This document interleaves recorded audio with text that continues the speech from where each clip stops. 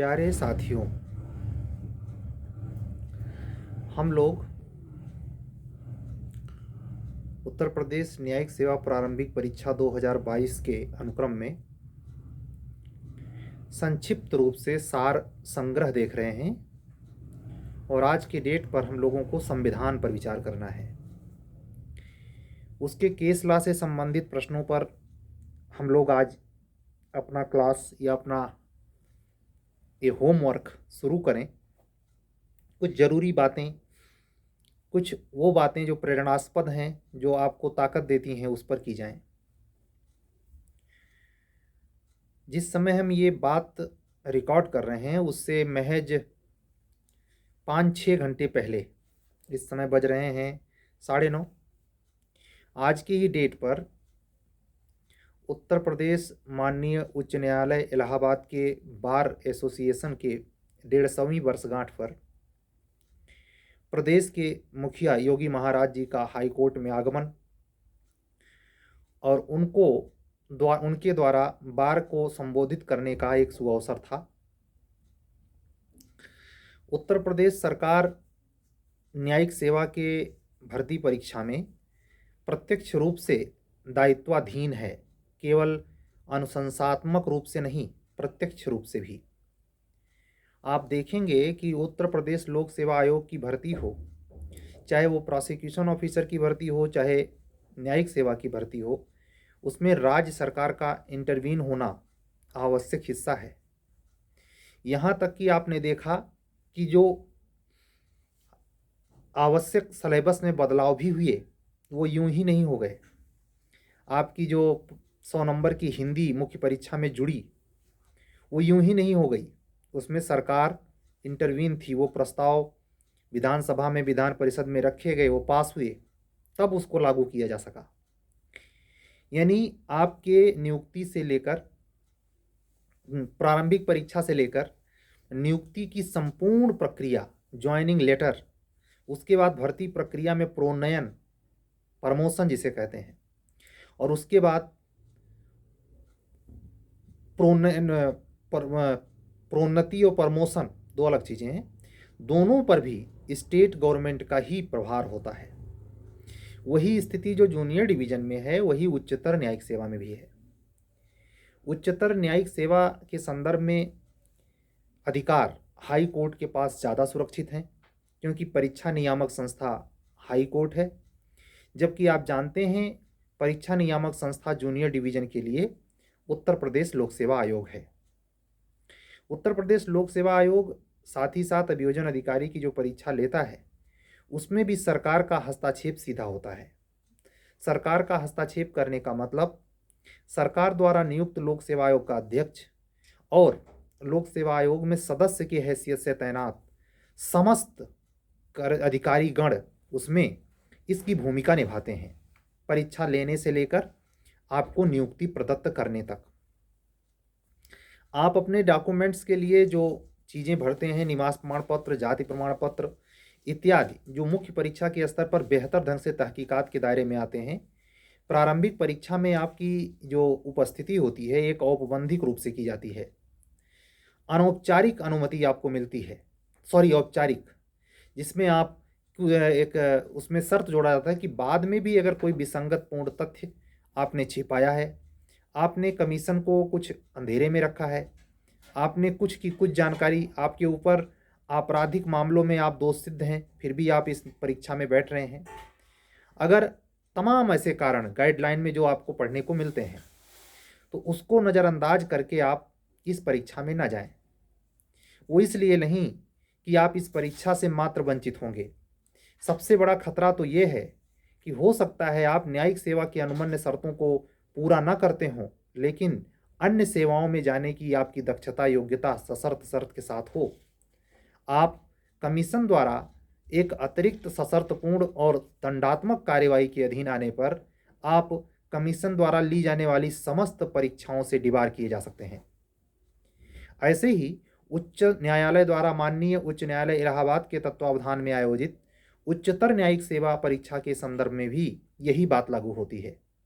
आप उसके प्रारंभिक परीक्षा में बैठने के पूर्व ही तो आपके नोटिफिकेशन में दिए गए समस्त अनुबंधित शर्तों का अगर अनुपालन आप नहीं करते हैं, कोई फ्रॉड करते हैं, कोई जालसाजी करते हैं, जानबूझकर कोई बयानबाजी इस तरीके की करते हैं जो ऑल मीडिया या ओवरऑल मीडिया या प्रत्यक्ष या अप्रत्यक्ष ढंग से वो कोर्ट के गरिमा के खिलाफ है, तो आप दंडात्मक दायरे में आ सकते हैं।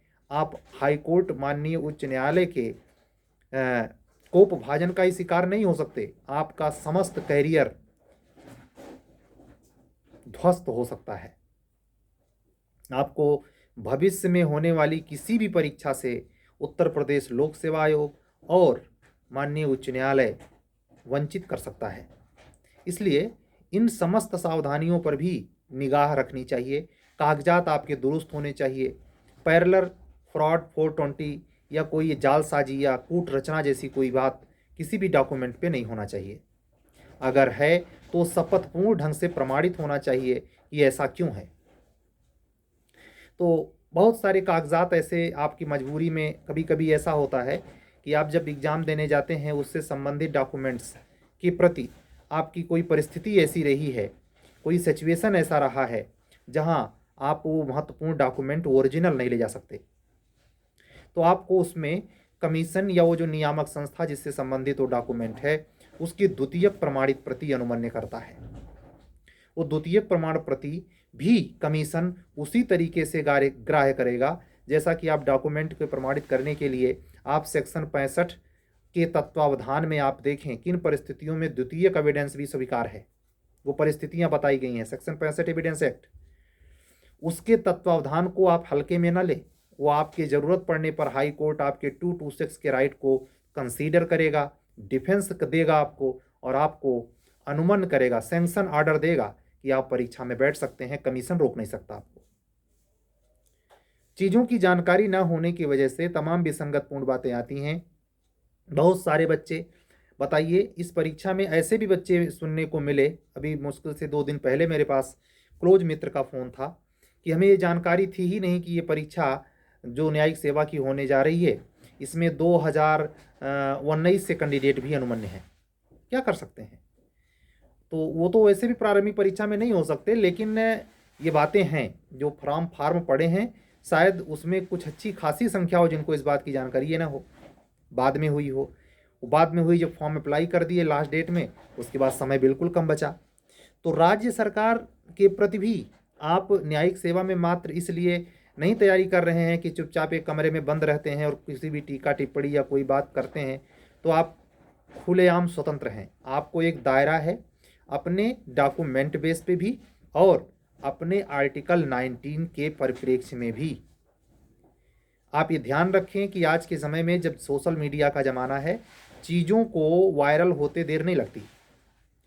और आपके तथ्य अगर कुछ डॉक्यूमेंट्स में ऐसे हैं, कुछ लोग तो इतने दुश्मनी की उतर आते हैं कि हाथ धो के पीछे पड़ जाएंगे, उनका सिलेक्शन हो चाहे ना हो, लेकिन आपको अगर उन्होंने टारगेट कर लिया तो वो कहते नहीं फ्रंट में लाने के लिए कुछ भी कर जाएंगे। कहते नहीं डिस्क्लोज करना, हम उसको नंगा कर देंगे इत्यादि। तो इन सब चीज़ों से और कोई नहीं, आपके माँ बाप नहीं, आपकी वाइफ नहीं, अगर आप सिस्टर हैं तो आपका हस्बैंड नहीं, आपका फादर नहीं, आपका ब्रदर नहीं, कोई नहीं, सिर्फ और सिर्फ आप जिम्मेदार होंगे। जैसे नेचर में सुख के भागीदार सब होते हैं, आप साहब बन जाएंगे, सब लोग खुशियाँ मनाएंगे, आप सेलिब्रेट करेंगे, सबको आप खुशियाँ देंगे, है ना। लेकिन इमेजिन कीजिए जब जब भी आप सैड कंडीशन में जाते हैं, उसका कण मात्र कोई बंटवारा करता है एक काल्पनिक सहानुभूति के सिवाय। तो ये जो कंडीशन होती है जो आपके अगेंस्ट जाती है, जो दुख प्रारब्ध या भोग के तौर पर होती है, उसमें ये बात बड़ी महत्वपूर्ण है कि कागजात आपके कैसे हैं, आपका व्यक्तित्व कैसा है। ऐसा तो है नहीं कि केवल प्री परीक्षा देकर के अंतिम चयन मिलना है, टीजीटी पीजीटी की तरह, जीआईसी में टीचर की तरह एक एग्जाम दिए और मूंछ टाइट किए घूम रहे हैं। न कोई व्यक्तित्व की परीक्षा है, न कोई बस केवल बस उनको वस्तुनिष्ठ करना आता। रट्टू तोता भी हो सकता है टीचर बनकर बैठा हो, निरा एकदम, ना उसको इसका विश्लेषण हो, ना उसको कोई समझ हो, ऐसा संभव है। वो चीज़ आपके साथ नहीं है। आपका जो 3 दायरा रखने का मतलब ये है कि आपके सारे चीज़ों का परीक्षण किया जाए और उसमें जब आपका फॉर्म पहुंचता है मेंस स्तर पर तो इंक्वायरी विशेष की जाती है कि आपने जो डॉक्यूमेंट दिए हैं वो कितने पारदर्शी हैं, उनमें कोई फ्रॉड काम तो नहीं किया है आपने, कोई जालसाजी तो नहीं करी है आपने, कोई डुप्लीकेट सर्टिफिकेट तो नहीं दे रखा है, बगैर एफिडेविट के कोई चीज़ आप मनवाना तो नहीं चाहते हैं, तथ्यों को छुपा करके कमीशन को या स्टेट गवर्नमेंट को गुमराह तो नहीं करना चाहते। माइक पकड़कर लेक्चर देना आसान है, लेकिन प्रशासन में जब आ जाएंगे तो आपको ये चीज़ समझ आएगी कि बाहर की सच्चाई सैद्धांतिक रूप से कुछ और अलग है। मतलब आलोचना या प्रशंसा मुंह छुट्टा सांड की तरह की जा सकती है, लेकिन जब आप जिम्मेदारियों से बंधते हैं, आप छोटी सी जिम्मेदारी अगर समझें, अगर आप घर के जिम्मेदार सदस्य हैं तो आपको जिम्मेदारी का बोध होता है कि नहीं होता है? होता है कि नहीं होता है? आप सबके प्रति दायित्व से भरते हैं कि नहीं भरते हैं? वही चीज़ आप सरकारी नियामक संस्था में सफाई कर्मी से लेकर के उत्तर प्रदेश का जो सबसे बड़ा पद है पीसीएस अधिकारी में एग्जीक्यूटिव साइड में, और जुडिशरी के साइड से जो कमीशन भर्तियां हाई कोर्ट भर्तियां लेता है एडिशनल डिस्ट्रिक्ट जज की पोस्ट, ये दोनों मतलब हायर और लोअर दोनों में बता रहा हूँ, हर व्यक्ति अपने दायित्व और जिम्मेदारी से बंधा है, खुला नहीं है। लेकिन ध्यान रखिए, जुडिशरी के ऊपर भी सेंट्रल कंट्रोल जो होता है, मूल कंट्रोल जो होता है, स्टेट गवर्नमेंट रखती है। अकेले अकेले हाई कोर्ट सब नहीं कर लेगा। एडिशनल डिस्ट्रिक्ट जज की फाइल जब यहाँ से क्लियर होती है हाई कोर्ट के द्वारा, तो रिकमेंड कहाँ की जाती है? Governor office. गवर्नर ऑफिस यहाँ इलाहाबाद में है का? आपकी नियुक्ति के साथ जो चीज़ होता है वही ये जुडिशरी से भले नियामक संस्था परीक्षा की हाई कोर्ट है। तो हमारे कहने का मतलब है राज्य सरकार के प्रति, चीफ मिनिस्टर के प्रति भी आप दायित्व बोध से भरें। किस पार्टी का है, क्या पहनता है, क्या नहीं पहनता है, कुछ भी आप बोले जा रहे हैं सोशल मीडिया पर, और तैयारी कर रहे हैं जुडिशरी की, तैयारी कर रहे हैं एग्जीक्यूटिव एरिया की। मान लीजिए किसी और ने पार्टी की सरकार है, आज नहीं तो कल आ सकती है, उसके बारे में भी आप उल्टा सीधा कुछ भी बोल रहे हैं, कुछ भी लिख रहे हैं, और तैयारी कर रहे हैं आप एग्जीक्यूटिव की। ध्यान रखें, संस्थाओं में ये सब चीज़ें बहुत मायने रखती हैं, और आज के ज़माने में आपको धारणाओं से चेक किया जाता है, आप किस धारणा के हैं। धारणाएं अगर जाहिर होती हैं तो उससे एक पक्षीय लाभ आपको तात्कालिक रूप से मिल सकता है। मैं ऐसा नहीं कहता हूं कि बिल्कुल लाभ नहीं है, लेकिन ध्यान रखिए, हमेशा समय एक जैसा नहीं होता। आज की जिसकी सरकार है कल दूसरे की सरकार हो सकती है, डेमोक्रेसी है। आज जो सीजे है कल को वो सुप्रीम कोर्ट जा सकता है, सुप्रीम कोर्ट में उसके अधिकार और बढ़ सकते हैं, आपकी अपनी जिम्मेदारी भी हो सकती है, आप भी न्यायमूर्ति न्यायाधीश बन सकते हैं। तो कहने का मतलब ये है कि आप कहीं भी हों, आप बंद कमरे में भी हों, तो ये दायित्व तो समझें। केवल फार्म भर देने से, प्री का एग्जाम खूब रट रट के जाकर के लिख आने से और बाकी गरियाने से नहीं होता। बिल्कुल मॉरल बेस ले लो, जिसे मैंने एक दिन वीडियो में कहा कि मॉरलिटी और इमोशन का बिल्कुल मतलब है। उसमें मैंने ये भी कहा था कि 10% 15% जो लोग होते हैं इंसान होते हैं वो, लेकिन उनकी कमियां क्या होती हैं वो मैं समझा रहा था उसमें। आज मैं यही बात कह रहा हूं कि इन सब क्वालिटी को, तमाम विपरीत क्वालिटी होने के बावजूद एक क्वालिटी सबसे ऊंची रखिए, साइलेंस वाली। साइलेंस के जुबानी चुप होने से नहीं होता, लिखकर आप किए जा रहे हैं, लिखते हैं आप एफबी पर, कुछ भी लिखते हैं बगैर डर के। हम नहीं कहते कि आपको आर्टिकल 19 डरने के लिए नहीं कहता, आपकी अभिव्यक्ति की स्वतंत्रता है, आपको प्रकट करना चाहिए, लेकिन ध्यान रखिए कि आप जिस चीज़ के लिए जा रहे हैं उसको भी, उसके टर्म्स और कंडीशंस को भी। तो ये बहुत ज़रूरी है, क्योंकि अध्ययन मात्र किताबी नहीं होता। आप जब प्रैक्टिकल जब उतरेंगे फील्ड में, एज ए जज, as a SDM, as a PCS अधिकारी, एज ए हायर जुडिशरी की पोस्ट पे, तो आप देखेंगे वहाँ बिल्कुल दूसरा नज़ारा है। पहले ही दिन से किताबों में कितना भी पढ़ के जाएं, ले इसमें कितना भी आप सैद्धांतिक रूप से समझ रखते हो, व्यवहारिक रूप से आपको वहाँ पहले ही दिन से वहाँ के जो रेगुलर कर्मचारी हैं, जो आपके पूर्वतः तैनात हैं, चाहे छोटे पद पे तैनात हैं चाहे बड़े पद पे तैनात हैं, उनकी तरफ आपको निहारना पड़ेगा, उनकी मदद लेनी ही पड़ेगी। तो व्यवहारिक होने की एक सच्चाई ये है कि वो व्यवहारिकता जो आपके कागजी ज़रूरतों, आपके पद प्रतिष्ठा के अनुक्रम में ज़रूरी हैं, उसके लिए भी ये ज़रूरी है कि आपका सामान्य व्यक्तित्व व्यवहार कुशल वाला हो, धारणावादी नहीं। कि आप एक सोच के हैं और उस पर इतने कट्टर हैं कि उसके बाद के वालों को शत्रु मानते हैं, हमेशा गाली गलौज देते हैं, अपशब्द प्रयोग करते हैं। ये आपको बहुत नीचे पहुंचा देगा, ये समझ जाइए। गाली देना, गाली के शब्द का प्रयोग करना, किसी भी कारण से क्रोध में आना, आपका संतुलन बार बार बिगड़ जाना, आक्रोश से भरे रहना, ये आपकी कतई निशानी नहीं है सफलता प्राप्त करने की। हो सकता है आप मुख्य परीक्षा दे दें, इंटरव्यू तक जाए चले जाएं, लेकिन अंतिम तौर पर आपको और बाय द वे बहुत चमत्कार घट जाए, आप सिलेक्शन पा जाए, तो वहां धक्के खाएंगे, आपके खिलाफ ग्रुप बनेगा। सत्य और न्याय के लिए लड़ना बुरा नहीं है, लेकिन ध्यान रखें कि न्याय, व्यक्तित्व और आपका जिम्मेदारी तीनों में एक सामंजस्य हो। आप जिस परिवार समाज से आते हैं, जहाँ से हैं, अगर आप सिद्धांत की लड़ाई लड़ेंगे और चौबीसों घंटा गांधी जी की तरह जलवे में रहेंगे, तो जो जिम्मेदार, जिनके प्रति आपकी जिम्मेदारी है, वो कौन निभाएगा? जिनकी अपेक्षाओं को लेकर आप प्रयागराज, मुखर्जी नगर, पटना, उत्तराखंड, देहरादून, इंदौर, जबलपुर, भरतपुर, कोटा में आप संघर्षरत हैं, उसके प्रति जिम्मेदारी ये नहीं है। मतलब कलम आपके हाथ में आ गई, 20-30 साल से आप पढ़ लिख लिए हैं, तो आप कुछ भी लिखेंगे, कुछ भी बोलेंगे, हैं? किसी भी धारणा से ग्रसित हो जाएंगे, दूसरे का स्टेटस इसी भावना से चेक करेंगे कि ये गंदा है, ये ऐसा नहीं। आपको न्यायपरक सोचना चाहिए। खास करके आज मेरी बातें न्याय संविधान पे होनी है, और संविधान इन्हीं सब चीज़ों के लिए प्रोटेक्शन देता है। आपकी अभिव्यक्ति की आज़ादी तो देता है, लेकिन क्या उस पर प्रतिबंध नहीं लगाता युक्त युक्त? बताइए हमें। आर्टिकल 19 का पार्ट 2 क्या है? एक का एक्सेप्शन है कि नहीं है? हैं? संविधान में जितनी बातें हैं, अभी आज समय देखिए समाज में, सोसाइटी में क्या चल रहा है, संविधान बचाओ, संविधान बचाओ। जिनको संविधान का नहीं पता, वो संविधान बचा रहे हैं। जिनको लोकतंत्र का छू मंतर नहीं पता,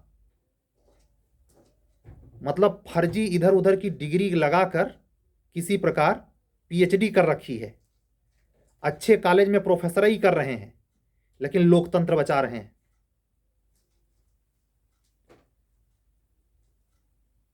अभिव्यक्ति के नाम पर किसी भी ग्रंथ पर, किसी भी चीज पर आपकी टिप्पणी करने की आजादी इतनी स्वायत्ततापूर्ण नहीं है। वो एक जहां एग्जाम्पल है ना, कि आप उतने डंडा घुमा सकते हैं जिससे सामने वाले की नाक है। आपकी ये जिम्मेदारी नहीं, कुछ भी कह देंगे। समझें, ये संतुलन है भाई, विभिन्नताओं में एकता।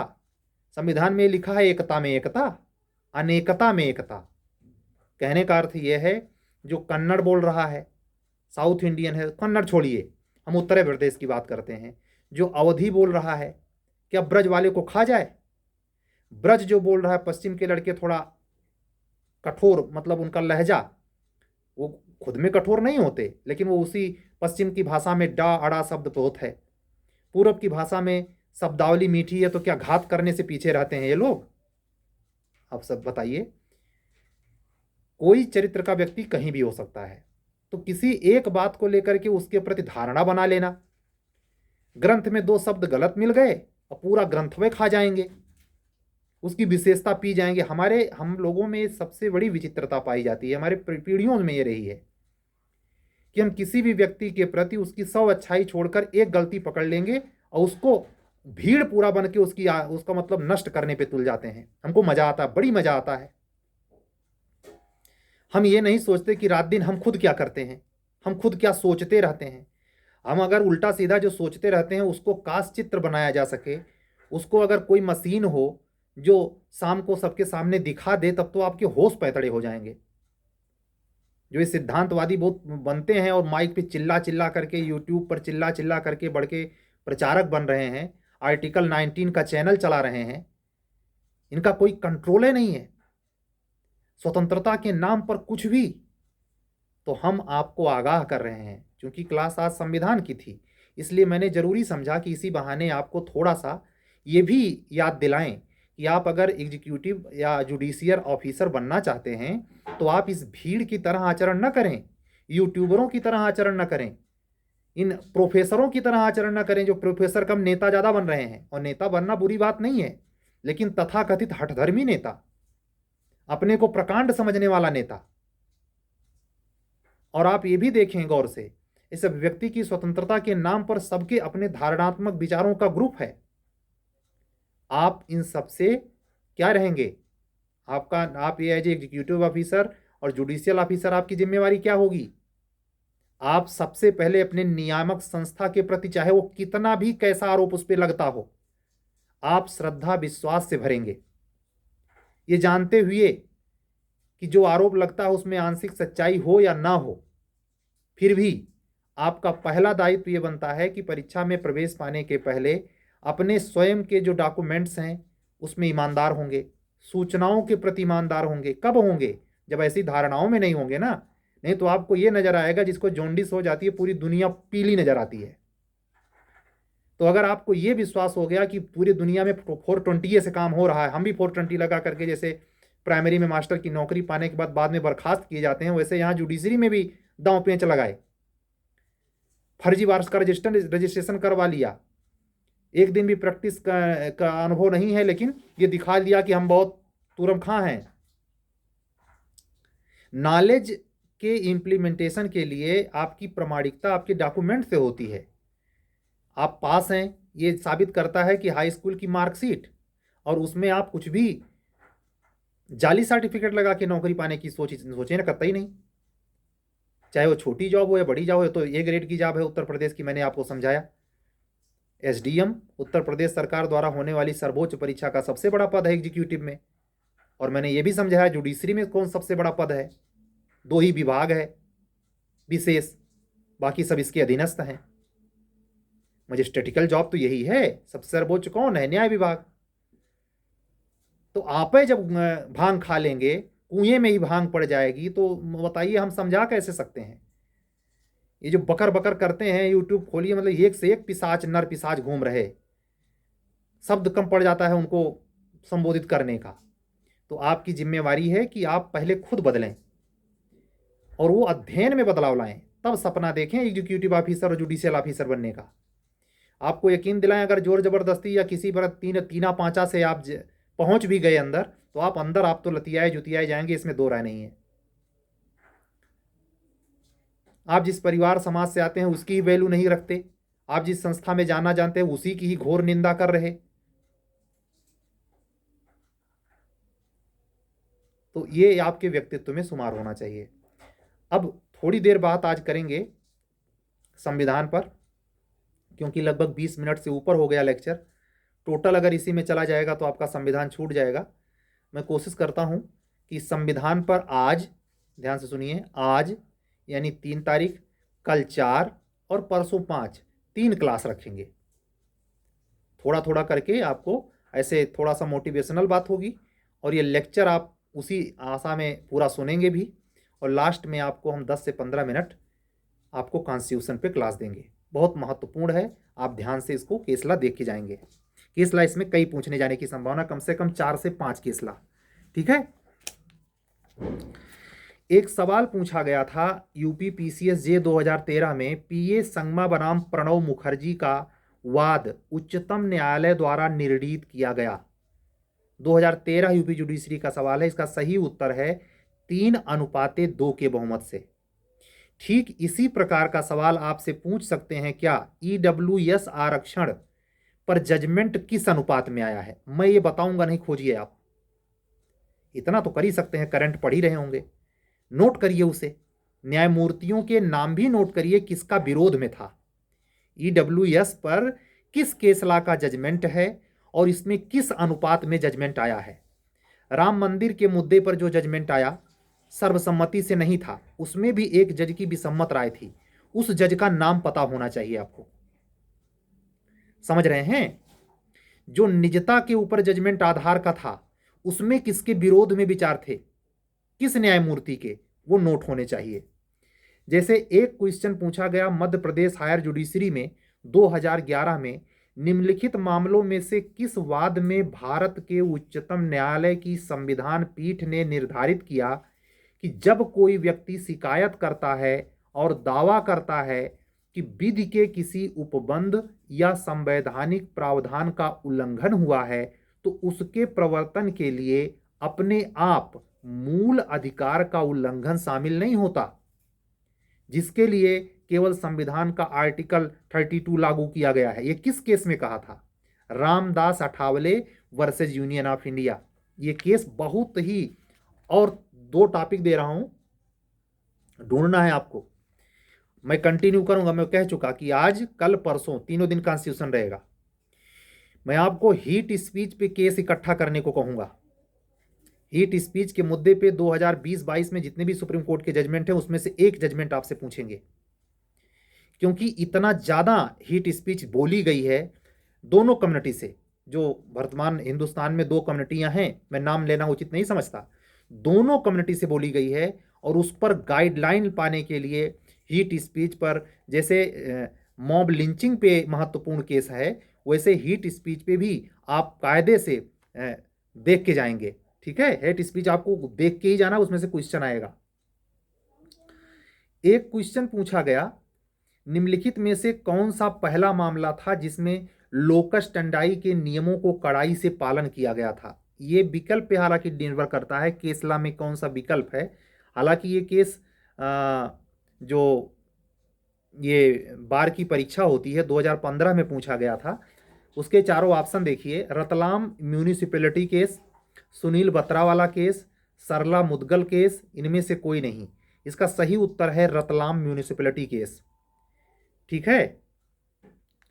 एक क्वेश्चन यूपी जुडिशरी में 2018 में पूछा गया, किस मामले में सर्वोच्च न्यायालय ने माना कि सामाजिक नैतिकता भी उम्र के अनुसार बदलती है? इसका तत्वावधान निजता के अधिकार से मिलता जुलता है। सामाजिक नैतिकता में आप वहां भी देखें, गे वाले में जो 377 पे जजमेंट है कि 377 को आंशिक रूप से असंवैधानिक घोषित किया, केस ला याद रखिएगा आईपीसी में, तो उसका संबंध देखिए इस केस ला से जुड़ता है। 2018 का क्वेश्चन है, ये क्वेश्चन बहुत इंपॉर्टेंट है। केस ला का नाम है नालसा बनाम यूनियन ऑफ इंडिया, नालसा बनाम यूनियन ऑफ इंडिया। तो आप इसको ध्यान से देखेंगे। 2018 के एक और केस में ये जो बात मैंने कहा ना, जस्टिस के.एस. पुत्तास्वामी बनाम यूनियन ऑफ इंडिया से संबंधित था, विशिष्ट पहचान, ये पूछा गया है।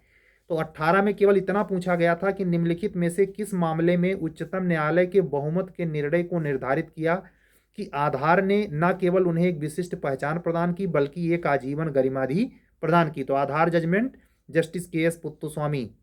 इसको ये पूछ सकते हैं कितने जजों की पीठ ने हेल्ड किया था अब की बार, वो आप देखेंगे। ठीक है। अगला क्वेश्चन ध्यान से देखें,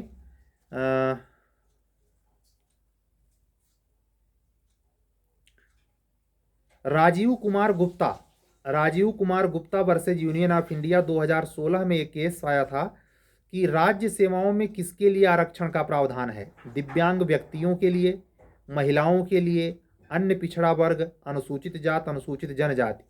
तो इसका सही उत्तर है दिव्यांग व्यक्तियों के लिए। राजीव कुमार गुप्ता का जो जजमेंट 2016 है, इसमें राज्य सेवाओं में दिव्यांग जनों के आरक्षण से संबंधित मैटर पे ये केस था। इस समय जिस हिसाब से जातिवादी माहौल बना हुआ है, हालांकि पेपर आपका बन चुका है जुडिशरी का, जहां तक मुझे अंदाजा है, मैं इतना ही कहूंगा। लेकिन फिर भी मंडल केस को जानते रहिए, इंदिरा साहनी वाला पूछ सकते हैं, और उससे जुड़े हुए मैटर को भी आप कायदे से देख लेंगे। उससे जुड़े सारे मैटर, जैसे क्रीमी लेयर, सोचिए ये केस अगर ऐसे पूछा जाए, क्रीमी लेयर नियम जो कि एक जाति के सुस्थापित सदस्यों को आरक्षण से बाहर करता है, सबसे पहले किस केस में निर्धारित हुआ? इसी इंदिरा साहनी बनाम यूनियन ऑफ इंडिया। प्रश्न वही है लेकिन घुमा के पूछ लेगा। ठीक है।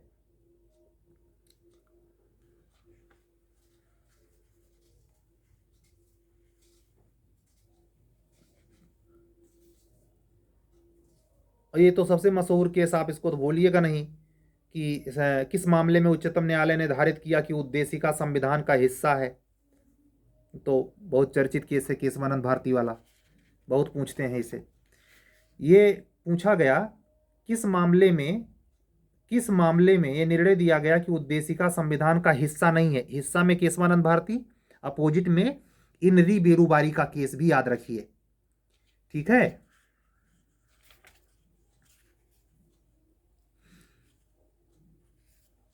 इंदिरा साहनी वाले केस में एक महत्वपूर्ण, देखिए उसी केस पर 2 जजमेंट हम बताए, फिर इंदिरा साहनी वाले केस में एक और तथ्य आता है कि पदोन्नति में आरक्षण नहीं हो सकता।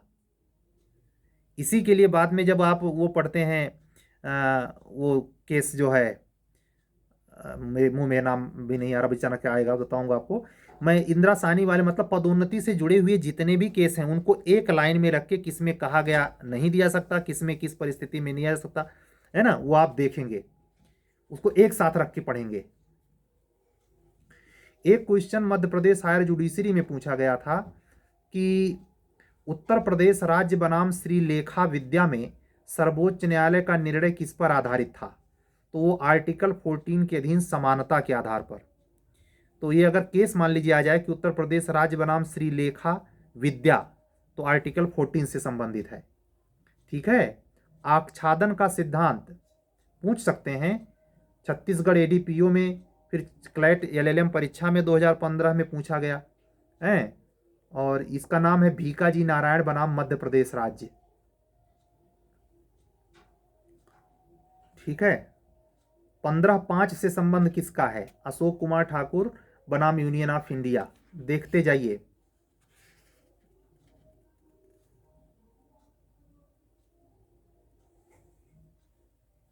हाँ देखिए कितना, यूपी एपीओ 2006 जनरल के पेपर में क्वेश्चन पूछा गया था। हालांकि यूपी एपीओ में सवाल नहीं उठता कि ये संविधान पूछें, वहाँ संविधान का पेपर होता नहीं, लेकिन जीएस के नाम पर यह क्वेश्चन किस तरीके से घुमा के पूछा गया था। निम्नलिखित मामलों में से किस मामले में यह निर्णय दिया गया कि सार्वजनिक हित में होने वाली सीआरपीसी के अध्याय 8 के उपबंध भारत के संविधान के अनुच्छेद 19 का उल्लंघन नहीं करते। रिस्ट्रिक्शन है ना, सीआरपीसी चैप्टर नंबर 8 निरोधात्मक शक्तियां नहीं देता एग्जीक्यूटिव मजिस्ट्रेटों को। दंगा करिए भी देखिए 107 कैसे लगती है, 151 में कैसे पकड़ती है टप से पुलिस, करिए बदमाशी। ये सब क्या है, वही चैप्टर 8 है। तो वो उसमें एक केस हुआ था, वो बहुत देखिए कितना महत्वपूर्ण केस है। केस का नाम नोट करिए, मधुलमेह बनाम एसडीएम मोहगर। मधुलमेह बनाम एसडीएम मोहगर, ये पूछ सकते हैं आपसे। आरक्षण का मुद्दा इस समय बहुत गरमाया हुआ है। इसी इंदिरा साहनी वाले केस को ऐसे भी घुमा के पूछ सकते हैं। चौथे प्रकार से मैं बता रहा हूं, इंदिरा साहनी वाले केस में किस मामले में उच्चतम न्यायालय ने निर्धारित किया कि आरक्षण की मैक्सिमम लिमिट 50% होगी। यही इंदिरा साहनी, झारखंड एपीओ में 2012 में यह पूछा गया था। ठीक है।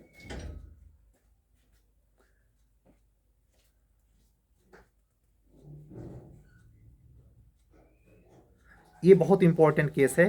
दिल्ली एपीओ में 2008 का सवाल है, नोट करिए इस केस ला को। किस मामले में उच्चतम न्यायालय ने निर्धारित किया कि अनुच्छेद 19(1) के ए के अंतर्गत, स्मॉल ए के अंतर्गत वाक और अभिव्यक्ति की स्वतंत्रता में सूचना का अधिकार भी शामिल है। सेक्रेटरी मिनिस्ट्री, नोट करिए, secretary ministry of information and broadcasting, secretary ministry of information and broadcasting बनाम cricket association of Bengal, cricket association of Bengal. आत्म अभिशंसन का सिद्धांत, यानी उसमें जो तीनों थ्योरी है 20, 1, 2, 3, उस पे तो आप सारे पे केस ला, 20, 1 पर भी केस ला है, 2 पर भी है, 2 बहुत पूछा जाता है, दोषाहारी प्रति संरक्षण, ठीक है, क्यूरेटिव पिटीशन। लेकिन आप यहाँ 20, 3 पर स्पेशली एक केस ला नोट करिए, सेल्वी बनाम कर्नाटक राज्य। इसमें भारत के सर्वोच्च न्यायालय ने निर्णय दिया था कि narco analysis test, brain mapping और पॉलीग्राफ टेस्ट अनिवार्य उपयोग संविधान के किस अनुच्छेद का उल्लंघन करता है। यानी जिस व्यक्ति का आपको इसको करना है उसकी अनुमति लेनी अनिवार्य कर दी थी सुप्रीम कोर्ट ने। आप अपने मनमानी उसका ब्रेन मैपिंग नहीं कर सकते, क्योंकि वो उसके व्यक्ति का मूल अधिकार है कि वो अपनी जांच कराए कि ना कराए। ध्यान रखिए, इसमें डीएनए टेस्ट नहीं है, बहुत बारीक अंतर होता है कानून। नहीं घसीट के उसमें ऑप्शन में डीएनए टेस्ट भी दिए रहे तो आप उसको लेके उड़ कौवा कान उड़ जाइए।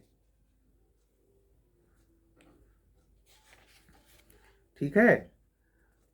और एक केस जो बार बार पूछते हैं, कई बार पूछे हैं, उत्तर प्रदेश जुडिशरी में पूछे हैं कि भारत संघ बनाम नवीन जिंदल, बाद में उच्चतम न्यायालय ने निम्नलिखित में से कौन से अधिकार को निर्धारित किया गया था।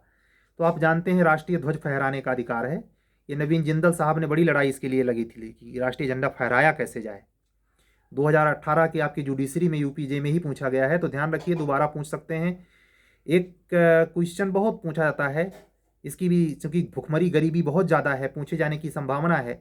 निम्नलिखित में से किस मामले में सर्वोच्च न्यायालय ने आयोजित किया था कि फुटपाथ पर व्यापार करने का अधिकार मौलिक अधिकार है? समझे? तो यह है Saudan Singh versus new Delhi municipal committee.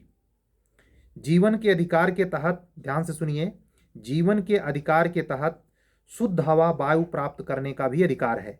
सर्वोच्च न्यायालय ने अभी हालिया किस प्रकरण में यह जजमेंट दिया है? यह है ग्रामीण मुकदमेबाजी एवं पात्रता केंद्र देहरादून। नोट करिए, ग्रामीण मुकदमेबाजी एवं पात्रता केंद्र देहरादून बनाम उत्तर प्रदेश राज्य। ये पूछ सकते हैं, नया केस है ये। सोचिए, आपसे पूछ रहा है कॉन्स्टिट्यूशन और आपसे इंक्वायरी करा रहा है आईपीसी। क्वेश्चन पूछा है, ये कॉन्स्टिट्यूशन के पेपर में आएगा। आपका जो क्वेश्चन कॉन्स्टिट्यूशन वाले पेपर में मतलब क्वेश्चन गिना जाएगा, लेकिन क्रक्स आईपीसी से। कैसे? नाज फाउंडेशन बनाम राष्ट्रीय राजधानी क्षेत्र दिल्ली सरकार के बहुचर्चित प्रकरण में भारतीय दंड संहिता की किस धारा को संवैधानिक वैधता को चुनौती दी गई? 377। ठीक है, ऐसे ही आप देख के जाएंगे, चीजों को समझ कर जाएंगे, ऐसे ही नहीं। ये क्वेश्चन पूछा गया है, पूछ सकते हैं, निम्नलिखित में से किस प्रकरण में सर्वोच्च न्यायालय ने सूचना प्रौद्योगिकी अधिनियम 2000 की धारा 66A को निरस्त कर दिया था? श्रेया सिंघल बनाम भारत संघ, सूचना प्रकट करने के अधिकार में टेक्नोलॉजी का दुरुपयोग। बहुत ही मशहूर वकील हैं ये, न्यू कमर, नए एज की श्रेया सिंघल, याद रखिएगा इसे।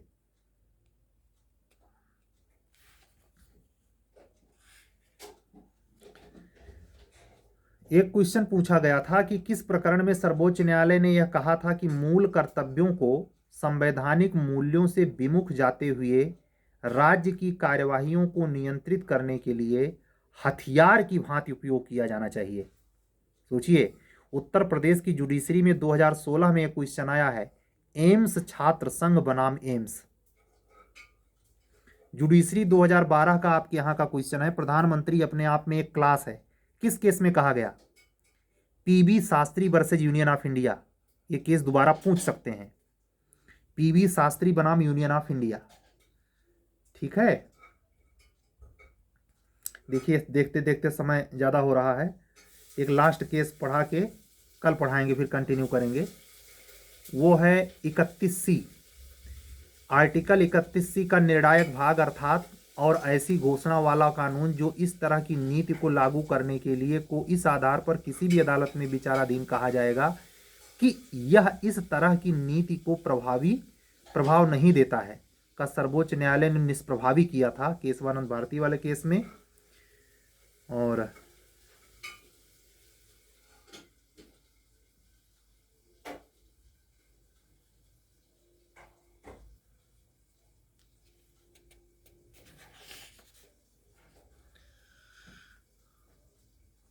उत्तर प्रदेश जुडिशरी में 2016 का एक सवाल देखिए, निम्नलिखित में से किस प्रकरण में संविधान के अनुच्छेद 163 द्वारा राज्यपाल को प्रदत्त की गई वैवेकिक शक्ति इस समय भी ये विवाद में है? छत्तीसगढ़ के राज्यपाल ने कुछ योजनाओं पे अनुमति नहीं दी है, जानबूझ के, बीजेपी द्वारा नियुक्त राज्यपाल है, आप जान ही रहे हैं। दिल्ली के उपराज्यपाल पर भी बहुत ज़्यादा आरोप लग रहा है कि मेयर की नियुक्ति में हस्तक्षेप कर रहे हैं, उनकी वैवेकिक शक्ति की सीमा क्या है? तो इसलिए इस क्वेश्चन के पूछे जाने की संभावना बनती है। ध्यान दीजिए, क्वेश्चन का नाम है, निम्न में से किस प्रकरण में संविधान के अनुच्छेद 163 द्वारा राज्यपाल को प्रदत्त की गई वैवेकिक शक्ति को न्यायिक समीक्षा के अधीन माना गया है? नबान रेबिया, नोट करिए केसला, नबान रेबिया और बमन फेलिक्स बनाम उपसभापति। ये आपके उत्तर प्रदेश जुडिशरी के 2016 का सवाल है। शेष केस ला कल देखेंगे, 40 मिनट होने जा रहा है, नहीं तो आप सुनेंगे ही नहीं पूरा वीडियो। ठीक है, लेकिन अगर आप 20 मिनट सुने तो आप कंटिन्यू जरूर सुनेंगे। मुझे यकीन है जो 15 से 20 लोग पर डे इसको रेगुलरली लाइक और करते हैं, हम आपसे रिक्वेस्ट बार बार करते हैं, आप अगर इसका लाभ पा रहे हैं तो लाइक करने और कमेंट करने में क्या जा रहा है, इतना तो कर ही सकते हैं। आपको मुफ्त में चीज़ें मिल रही हैं तो धन्यवाद तो बनता है ना, फीस थोड़े ले रहे हैं इसका हम आपसे। तो अगर आप हमारे चैनल पे नए हैं तो हमारा चैनल सब्सक्राइब करें। अगर आप उत्तर प्रदेश उच्चतर न्यायिक सेवा के लिए लोकल और माइनर पढ़ना चाहते हैं तो आप इस व्हाट्सअप नंबर पर व्हाट्सअप करके हमसे जुड़ सकते हैं। बैच स्टार्ट है, बैच कंटिन्यूअस चल रहा है। हमारा व्हाट्सअप नंबर है 7705090393। इस पर आप व्हाट्सअप करेंगे तो हम आपसे बात करेंगे, ठीक है। कल भी कंटिन्यूअस रहेगा संविधान, परसों भी कंटिन्यूअस रहेगा संविधान। परसों कोशिश करूंगा केस लॉ के अलावा जो क्वेश्चन पूछते हैं संविधान में उस पर आपसे बात करूं। तो 4-5-6 यानी 5 फरवरी तक हम संविधान पे रहेंगे। उसके बाद जो बच रहा है आपके लॉ वाले पोर्शन में उस पर क्लास रहेगी, लेकिन रहेगी पर डे, ठीक है। आज लगभग 40 से 41 मिनट का वीडियो आपके पास से जाएगा। बड़ा वीडियो है लेकिन आप पूरा देखेंगे मैं उम्मीद करता हूँ, और चैनल को सब्सक्राइब करेंगे, लाइक करेंगे, कमेंट करेंगे। मिलते हैं कल कॉन्स्टिट्यूशन के नए रेगुलर वीडियो के साथ। तब तक के लिए हमें विदा दीजिए और अपने स्वास्थ्य का ख्याल रखिए, पढ़ाई दमदारी से करिए, पॉजिटिव रहिए, और जैसा कि मैंने आज समझाया अपने व्यक्तित्व को भी निर्मित कीजिए अपने लक्ष्य के मुताबिक। सत्यमेव जयते। सबको जय सिया राम।